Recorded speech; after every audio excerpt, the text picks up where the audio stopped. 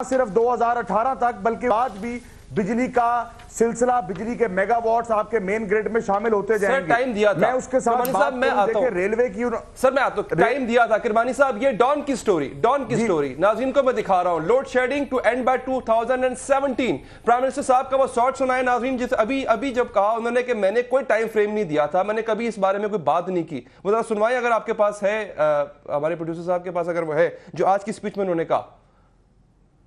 चंद दिन पहले पता नहीं कौन था जो कहते थे कि जी नवाज शरीफ ने कहा जी कि हम अपना 1 साल में बिजली को ख़त्म कर देंगे, बिजली की किल्लत को। मैं आप गवाह है, मैंने आज तक ना 1 साल का नाम लिया है, ना 6 महीने का लिया है, ना मैंने कोई 8 महीने की बात की है, ना मैंने 2 साल की बात की है। मैंने कहा इन 5 सालों में इंशाल्लाह हम देखते कि बिजली की ये लानत, लोड शेडिंग की ये लानत जो है ये 3-4 साल में खत्म हो जाती और सरप्लस डेट 1 साल में खत्म कर देते। Load shedding to end by 2017 Dawn की ये स्टोरी है, छपी जून 2015 में। किरमानी साहब टाइम दिया, फिर वही बात है ना, आप आवाम के सामने आके वो तमाम बातें जो आप पहले कर चुके हैं उनकी आप खुद ही तरदीद कर रहे हैं। मुझे थोड़ा सा वक्त दें। अगर आप देखें कि बिजली के कौन कौन से मंसूबे और कहां मंसूबे लग रहे हैं और वो कितने रिकॉर्ड पीरियड के अंदर मुकम्मल हो रहे हैं, मैं ज्यादा दूर नहीं जाऊंगा। जो कादराबाद वाला कोल पावर प्लांट 1320 मेगावाट का था, उसके अंदर चाइनीज ने हमें टाइम दिया कि दिसंबर 2018 के अंदर हम मुकम्मल करेंगे। हमने उनको कहा कि दिसंबर 2017 में मुकम्मल करें, लेकिन इंशाल्लाह ताला वो जून 2017 में आपको वो प्लांट खत्म होके मुकम्मल होके मिलेगा।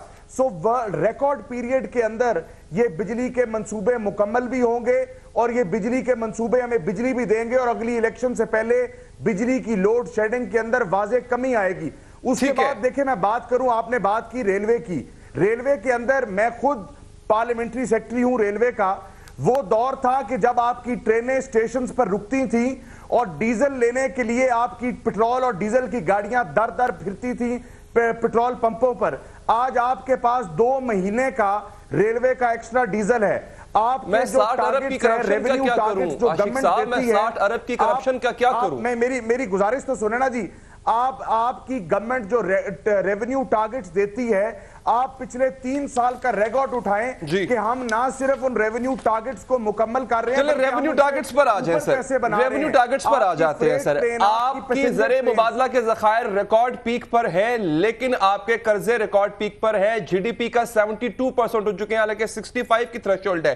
एक, आपकी एक्सपोर्ट्स में 9% डिक्लाइन आया है, 29% आपका ट्रेड डेफिसिट बढ़ गया है। रेमिटेंसेस आपकी जो है वो 5.3% कम हो चुकी है। मैं इस पर दोबारा आऊंगा, बाकी तमाम गेस्ट को मैं एंगेज कर लूं। शर्मिला साहिबा, जब भी पीएमएलएन के नुमाइंदों से बात होती है और जब वो अपनी कारकर्दगी को डिस्कस कर रहे होते हैं तो वो कंपैरिजन करते हैं आपकी पिछली गवर्नमेंट से। अभी रेलवे की बात कर रहे थे तो यकीनी तौर पर इनका इशारा आपकी गवर्नमेंट में था, जब आपकी गवर्नमेंट में रेलवे का जो हाल था, जो भी था इनके मुताबिक। तो आप क्या समझती हैं कि आपकी गवर्नमेंट से ज्यादा बुरा हाल है फिलहाल? देखिए, बहुत शुक्रिया हैदर साहब जी। अनफॉर्चुनेटली पीएमएलएन ने जो वादे और जो आवाम के सामने जो एक अपने इरादे रखे थे कि इलेक्शन में जीतने के बाद वो किस तरीके से पूरा लैंडस्केप बदल देंगे, वो आज 3.5 साल होने को आ रहे हैं, उसमें से कोई भी वादा पूरा नहीं हुआ। ये बड़ी आसान बात है आज कह देना कि जी मैंने तो कभी वादा नहीं किया था कि जी बिजली की लोड शेडिंग ख़त्म हो जाएगी साल में या 6 महीने में। आपको याद है कि शहबाज शरीफ साहब बैठ के मीनारे पाकिस्तान के नीचे पंखा झल रहे होते थे और जिस तरीके से इनकी पूरी इलेक्शन की कैंपेन थी, जहां पर उन्होंने ये वादे किए थे कि जी हम इस कौम को अंधेरों में से निकालेंगे, इस कौम को रोजगार देंगे। मुझे आप एक बात बताइए, 6 महीने, साल, 1.5 साल, 2 साल, 3 साल, अब तो उन्होंने तारीखें देने भी छोड़ दी। अब तो कभी कभार जब वो इनके वाटर एंड पावर के वजीर नजर आ जाते तो वो कह देते हैं जी 2018 में देखेंगे जी, उससे पहले कुछ नहीं हो सकता। नहीं, वो तो कहते हैं तारीख हमने कभी दी नहीं, ये बात ही झूठ है। मेरा ख्याल है कि मीडिया झूठ नहीं बोलती जी। अब तो हर चीज कैमरा पे रिकॉर्ड हुई होती है, वो क्लिप्स आपके पास भी होंगे और तमाम लोगों के पास तो ये होंगे। स्टोरी दिखाई है अगर मेरे भाई चाहें तो मैं इनको वो लिंक्स भेज देती हूँ जहाँ पर जहां पर उन्होंने ये वादे किए थे, इनके छोटे भाई ने बड़े वादे किए थे कि जी, और फिर ये कहा था कि जी मेरा नाम बदल देना। हम तो आज तक वो नाम ढूंढ रहे हैं कि इनका नाम क्या रखें।